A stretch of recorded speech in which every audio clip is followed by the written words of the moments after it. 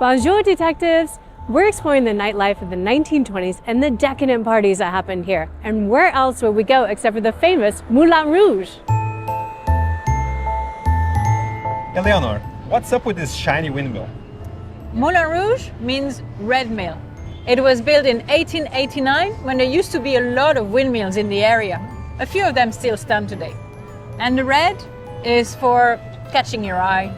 It certainly does catch your eye. This place has been having spectacular cabaret shows, catching people's eye for more than 130 years. As Francisco Rapazzini said, here was the party, here was the girls, here was the music, here was the freedom. Here is where all the classes mixed together.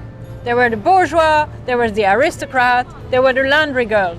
There was everybody. Including great artists like Ernest Hemingway, Pablo Picasso, Henri de Toulouse-Lautrec.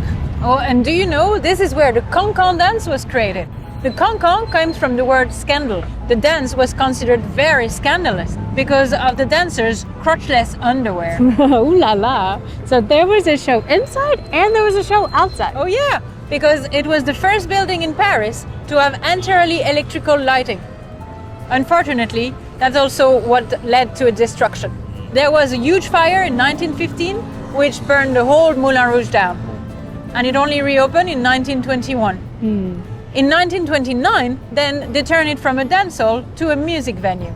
During Amelia's time, wasn't there a woman in charge of the Moulin Rouge? You're talking about Miss Tinguette. She was a dancer, a singer, an actress, a costume designer, as well as co-manager of the Moulin Rouge. Her song, Ça, c'est Paris, would have been heard constantly in those halls. People were also listening to a lot of jazz. It was kind of the new thing back in town, right? It came just after World War I. Black American troops of soldiers called the Harlem Hellfighters Regimental Jazz Band came all the way to Paris to bolster the troops and get Paris' feet moving. And move they did. The Charleston was super popular in that time. That also came from black culture. It came from a variation of an African dance, which allowed young women of the time to let go of propriety, looser dresses, shorter hair, and uninhibited frivolity. Ooh, and that was just the beginning. Moulin Rouge has welcomed artists like Edith Piaf in the 40s and Josephine Baker in the 50s and Frank Sinatra in the 80s. So many artists. It's incredible to imagine Paris 100 years ago with people like Hemingway, F. Scott, and Zelda Fitzgerald just going about their lives. Yeah, let's go check out where they hung out in our next episode. Au revoir!